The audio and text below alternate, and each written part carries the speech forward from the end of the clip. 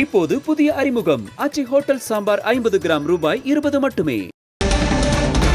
சென்னையில் ஆபரண தங்கத்தின் விலை சவரனுக்கு 2120 ரூபாய் குறைந்துள்ளது.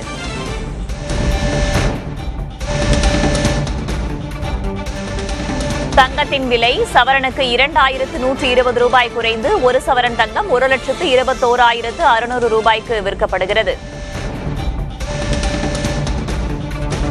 இதுகுறித்த மேலும் தகவல்களை வழங்குவதற்காக திரு சாந்தகுமார் இணைந்திருக்கிறார் நம் இணைப்பில். வணக்கம் சார்.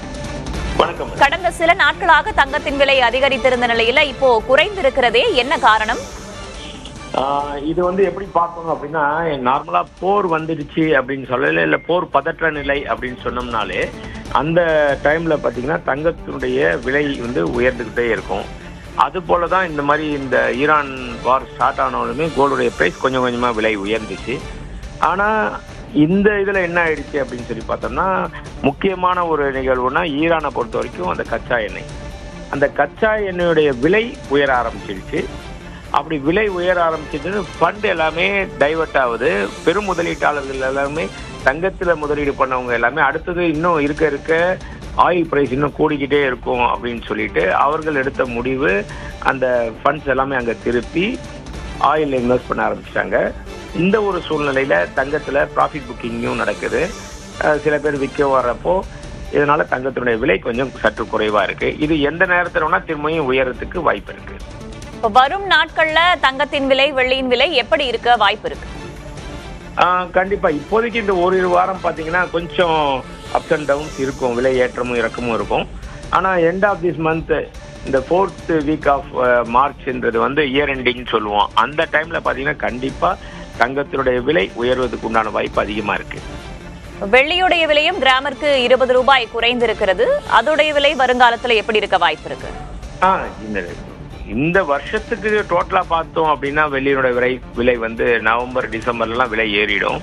பட் இப்போ இருக்கிற ஓரிரு வாரங்கள்ல இந்த விலை ஏற்ற இறக்கம் இருக்கும். அதுக்கப்புறம் கண்டிப்பா விலை உயரும். இந்த தங்கம் வெள்ளியுடைய விலை உயர்வும் விலை இறக்கமும் சர்வதேச சந்தையில எப்படி எதிரொலிக்குது சார்?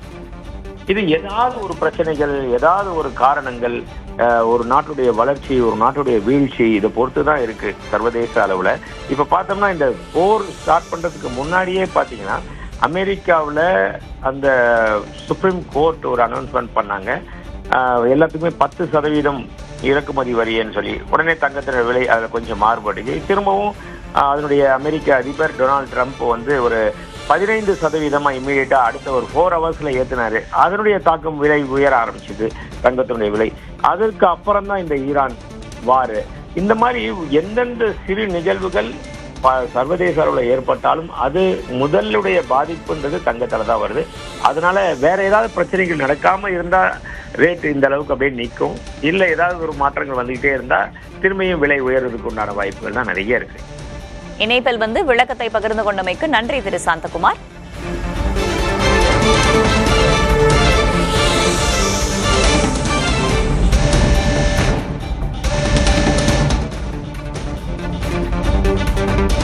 இப்போது புதிய அறிமுகம் ஆச்சி ஹோட்டல் சாம்பார் 50 கிராம் ரூபாய் 20 மட்டுமே.